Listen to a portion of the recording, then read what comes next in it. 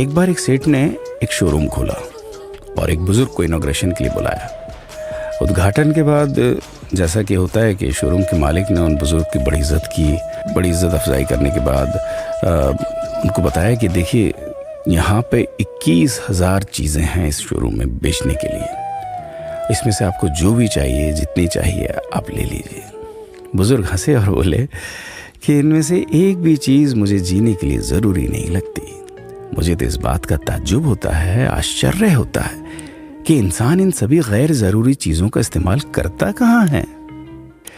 अब देखिए, air freshener के बिना किसकी सांस रुक गई? फेस वॉश का इस्तेमाल नहीं किया तो कौन काला हो गया? होम थिएटर लाकर कितने लोग कलाकार बन गए?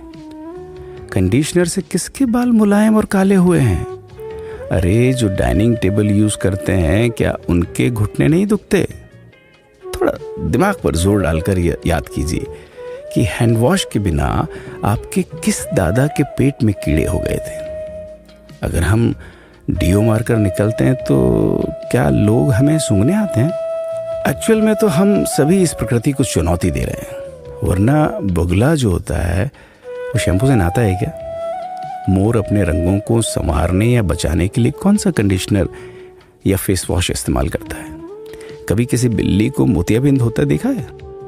किसी खरगोश के बाल कभी गिरते हुए या सफ़ेद होते हुए देखे हैं? इनहेलर या बाम के बिना भी कुत्ते के सूंघने की क्षमता उतनी ही तेज है। मधुमक्खी का शुगर लेवल बिना दवाई के भी कंट्रोल में ही है। अलार्म के बिना भी मुर्गा रोज उठकर बांग देता है। दरअसल इंसान पैसा खर्च करके दुखी होने की चीजें खुद ही खरीदता रहता है।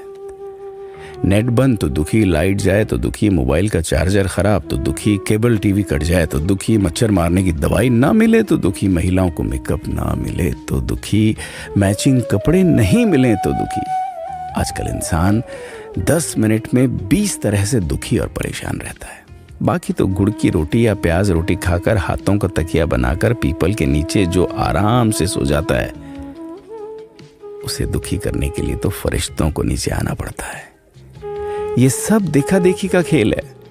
सच तो यह है कि सुखी रहने के लिए बहुत कम खर्चा होता है, लेकिन दूसरों को दिखाने में कि मैं कितना सुखी हूं, इसी में बहुत ज्यादा खर्चा होता है।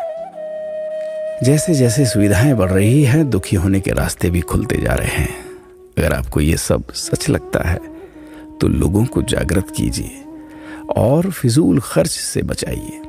दोस्तों, खुद सुखी होने के लिए खर्च कीजिए, दूसरों को दिखाने के लिए नहीं। लेकिन अपना ख्याल रखिएगा।